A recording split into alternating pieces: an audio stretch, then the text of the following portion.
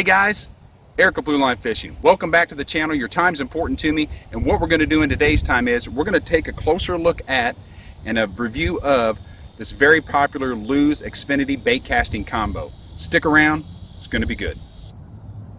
Alright guys, let's get going on this combo. First thing I'll say is this combo is not mine. It's actually a neighbor of mine's, a real good buddy who is getting back into fishing the last couple years. Decided he wanted to start using a bait caster again, and he ended up getting this combo, and he asked me to spool up some line on it and take a look at it. And normally I'm not a really big fan of combos, but the more I got to looking at this and messing around with it as I was spooling it, doing some casting and stuff, I really like this combo. And I'll show you some different things on it and why I do. There are a few knocks on it, and I'll show you those too. But normally the only reason I'm not a fan of combos is because I just like to pair up a particular reel with a particular rod for specific techniques instead of just kind of general use all purpose.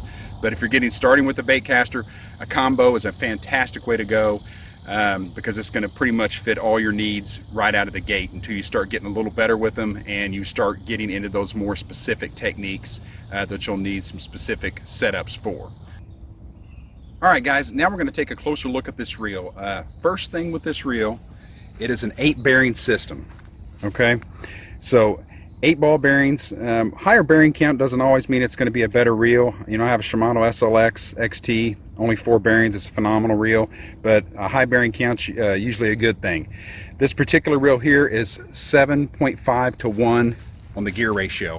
What that means is that for every revolution of the handle, for every one turn of the handle, that spool is going to spin around 7.5 times, or approximately 7.5 times. So that's what the gear ratio on that means. So this is you could call it a high-speed reel, but it's kind of in between. I mean, there's some that are higher, 8, 8.5, 9, 9.5, but 7.5 to 1 is a fairly high-speed reel, but it's a pretty good all-purpose reel as far as the gear ratio on it goes. Also, as you can see, this has Winn grips on it. I really do like the Winn grips. I've always used kind of the flat paddle type, but these grips and a little bit of an oversized handle, really comfortable in the hand. Get a lot of torque with it and cranking power. I really like that setup there. The accents on it, obviously all in orange on the handle and the tension knob. This is your spool tension knob here if you're not real familiar with them. And then on the side, it does have a magnetic cast control. And you can adjust that after you adjust the main tension knob here. You can go over and adjust the magnetic cast control to fine tune to whatever lure you're using or whatever technique you're using. For example, you may be throwing a Senko, which is a weightless Senko, really lightweight lure, and then switching over and throwing something like this chatterbait that's heavier. So you want to be able to give a little fine tuning for it. And I will say also, it looks like it does have brass gears, but it also has it looks like a really thick worm gear here, which looks like it would do a good job as well. It also has a large capacity forged aluminum spool, and it's got this graphite star drag here, and doesn't make any clicks when you turn it, but still you should be able to feel. Personally, me, I like to set a star drag almost all the way up where there's nothing coming out. Any boat side surges or bankside surges, whatever, I like to thumb it instead of using the drag. May or may not be the right way to do it. It's just the way I feel comfortable doing it. Also, this is a one-piece lightweight SOP graphite frame and side plates. So it's a one-piece frame, pretty important. That way you don't get a lot of flex in it, a lot of play in it when you're fighting a fish, or especially setting the hook. You don't want any flex in that there. And also, when it comes to spooling up a bait caster, something like that, if you're new to bait casting things, I have a video that I'll link down in the comments section that'll show you how to, it's actually a hack video, but I'll go through some spooling techniques in there and how to get you going on that. But as far as the reel itself goes, I can tell you it casts really smooth. We're going to do some casting here in a minute. Just take a look at that and see. Okay guys, now for the rod that is on this combo. The rod on this combo is a Infinity Speed Stick. It's 6 foot 9 inches. It has the split handle design on it, and one of the knocks on it though, speaking of the handle, is I'm not a big fan of the lure trap or the lure keeper being down here on the handle, just because one of the first things you grab and use to pick up a rod is you're going to grab it up here, you're going to grab it down here on the handle. I don't know why Lews does that, but they seem to do it on most of their rods, so not a big fan of that, but it is what it is on the Lews rods. It's just a one minor drawback. Now, and this is an IM7 rod, which is the composite of the rod. And you look and there's IM6, IM7, IM8. What's that mean? Well, kind of in a nutshell, what it means is the IM6 is going to be a little bit heavier rod and a little bit more flexible. IM7 is going to be a little lighter and it's going to be a little stiffer, and the 8, once again stepping up, is going to be even lighter but stiffer. So depending on the technique you're using and what you're using it for, the only thing you have to watch when you get into rods that are lighter and stiffer, they don't take the abuse of some of the rods, say like an IM6 would. They have more tendency, if you're rough on them, to possibly break or be damaged. But with that being said, it is an IM7 rod. It has 9 line guides on it. Try and give you guys a look at that.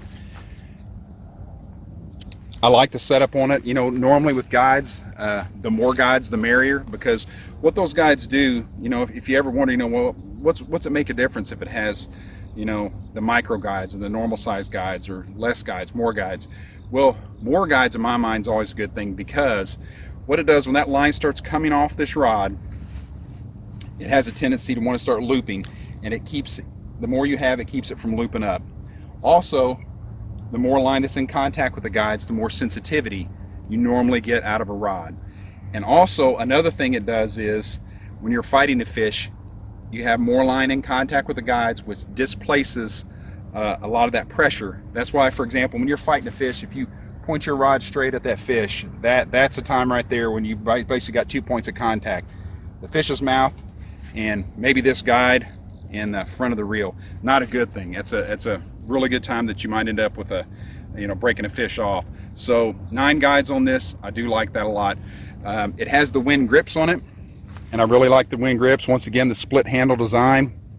Another thing I really like, it has the skeletal handle, and I'll show you a little clip here in a minute what a difference between just a regular blank through design, and this is a blank through design, but a small blank through design and a completely skeletal handle.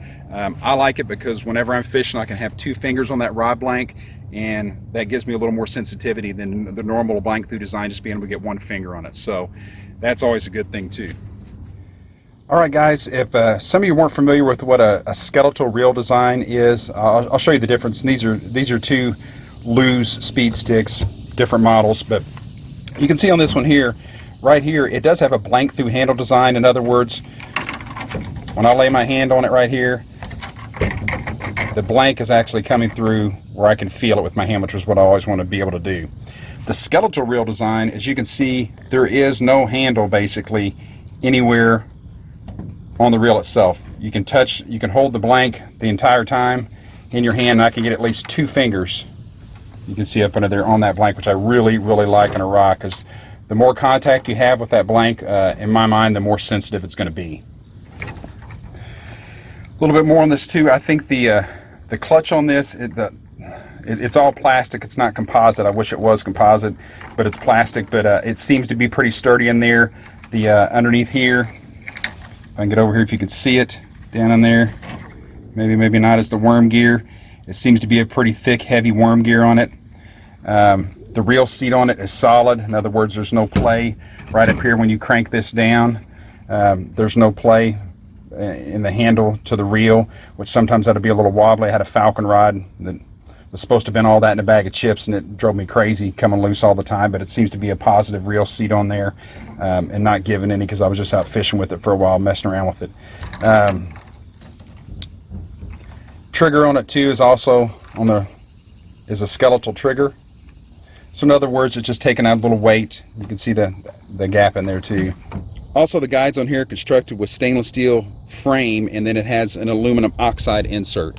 So I have a Lews speed stick, and I'm happy with the guides on it. I've never had any problems or issues. The only thing I don't like is this tip. It seems to be on some of them that want to start collapsing down on some of the Lews. I've had a little bit of issue with mine. Wasn't a big deal, but I know a couple other guys have had some problems with that. So the tip, I don't know how this one will hold up, has been the only concern on some of the lower end Lews rods. When I say lower end, I just mean a cheaper price. I don't mean it's still not a quality rod. It's just kind of is what it is. All right, guys, now we're going to do a little casting with this and just see how it feels. I've cast it just messing around. Once I spooled it up for my buddy just in the yard. It felt really smooth, really good. We're going to kind of see what we get out of it. I'm not going to put a lot of oomph into it, like I'm swinging for the fences and trying to knock it out of the park. In fact, I'm just going to roll cast it out there and just kind of see what we get. And that's a good 90, 100 foot cast right there, just roll casting it. So we did the one hand cast with it, the underhand roll cast. We're gonna kind of overhand cast with it this time, two hands, kind of see how it goes. I'm telling you, that's smooth. That's as cool as the other side of the pillow. I'm really impressed with it for just being, you know, this is a combo you can pick up at Walmart or Academy Sports, somewhere like that, for under $100. The retrieve on it's very smooth. The casting on it is exceptionally smooth for a reel at this price point. As far as sensitivity goes, this rod, you know, I'm running a chatterbait on it right now and just casting it out there. I mean, I can feel what I need to feel with this chatterbait. Hey, check this out, fellas. It's a little guy, but every once in a while when you're doing review videos, you even get to tug on one. That's kind of cool. You know, I threw it out there and as Gerald Swindell would say, something ran off my cricket. Had to be him. We'll let him go.